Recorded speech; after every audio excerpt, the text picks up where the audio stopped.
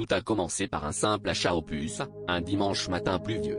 Parmi des bibelots poussiéreux, une montre à gousset en argent a attiré mon attention, vieille mais étrangement intacte, son cadran jauni marqué par le temps. Le vendeur, un vieil homme au regard fuyant, m'a averti en souriant que cette montre avait vu plus de choses qu'elle n'aurait dû. Je me suis contenté de rire, sans savoir que ce bref échange allait bouleverser ma vie. Les jours qui ont suivi, j'ai remarqué un détail troublant, la montre s'arrêtait parfois, toujours à des heures précises.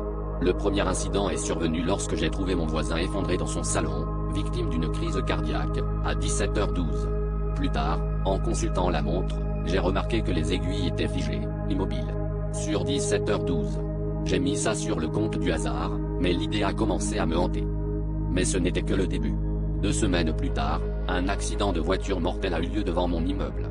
Cette nuit-là, la montre s'est arrêtée à 22h46.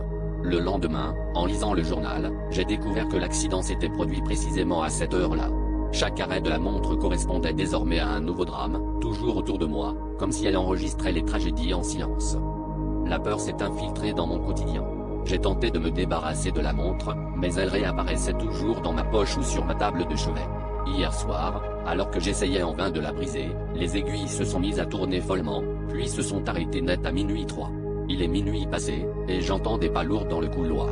Cette fois, je crois que la montre a choisi son dernier événement. Et qu'il me concerne.